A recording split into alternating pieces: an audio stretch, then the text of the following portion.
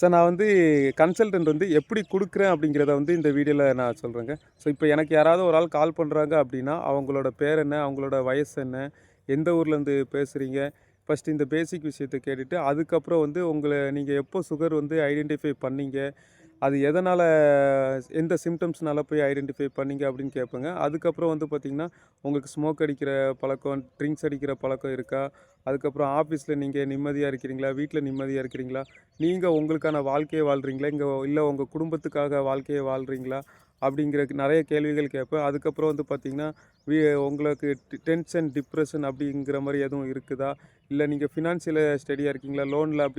Loan எடுத்து எதுவும் கஷ்டப்படுறீங்களா? So இந்த மாரி நெறைய கேள்விகள கேட்டதுக்கு அப்புறம் தான் நான் டயட் பிளானுக்குள்ளே போறேன்.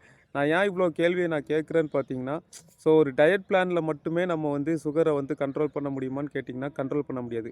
அவங்க உடல் வலிமையிலயும், மன வலிமையிலயும் அவங்க வந்து ஸ்டெடியா இருக்காங்களா? ஸ்ட்ராங்கா இருக்காங்களா? ப்ளஸ் வந்து நம்ம குடுக்குற அட்வைஸ வந்து அவங்க எடுத்துப்பாங்களா? அதுக்காக தான் நான் இவ்வளோ விஷயத்த கேட்குறேங்க. ஸோ இவ்வளோ விஷயத்த நான் கேட்கறதுனாலயே அவங்களுக்கு வந்து பார்த்தீங்கன்னா, ஒரு சிலவங்களுக்கு அவங்களே, "ஓ! நான் இதில தப்பு பண்ணியிருக்கேன். நான் இதில தப்பு பண்ணியிருக்கேன்." அப்படின்ட்டு அவங்களே அண்டர்ஸ்டாண்ட் பண்ணிட்டு, அவங்க லைஃப் சைக்கிள மாத்திட்டு, அதுக்கேத்தப்ப அவங்க டயட் பிளான பண்ணிட்டு போயிடுறாங்கங்க. ஸோ இந்த மாரி தான் நான் குடுத்துட்டுருக்கேன். ஸோ இவ்வளோ விஷயத்த நான் வந்து கேட்கும்போது, உங்கள நான் ரியலைஸ் பண்றதுக்கான ஆப்பர்ச்சுனிட்டி வந்து உங்களுக்கு ஒரு வாய்ப்பு கிடைக்குது.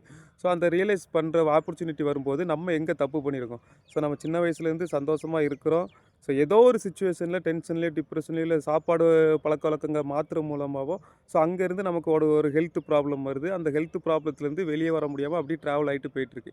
ஸோ நம்ம வந்து இப்படி பேசுறனால, எங்க நமக்கு ஹெல்த் ப்ராப்ளம் வந்திருக்குன்னு சொல்லி அவங்களால ஐடென்டிஃபை பண்ண முடியுது.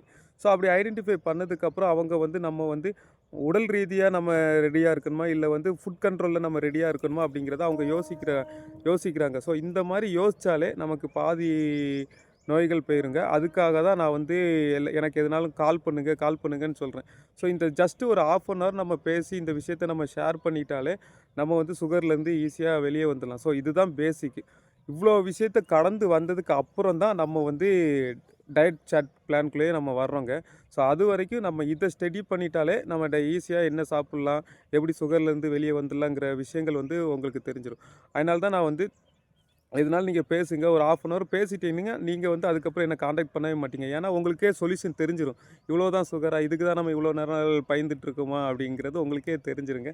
அதனால தான் சரி இந்த வீடியோ வந்து ஒரு ஒரு வீடியோவா போட்டுட்டா, எல்லாருமே இத பார்ப்பாங்க. யூஸ்ஃபுல்லா இருக்கும் அப்படிங்கிறக்காக தான் இந்த வீடியோ போட்டேன். ஸோ இந்த வீடியோ பிடிச்சிச்சா நம்மளோட சேனல ஒரு ஃபாலோ பண்ணிடுங்க. முடிஞ்ச அளவு இந்த வீடியோவ ஷேர் பண்ணி விடுங்க. சுகர பத்தின டயட் பிளான் வேணா என்னோட நம்பருக்கு கான்டாக்ட் பண்ணிக்கங்க.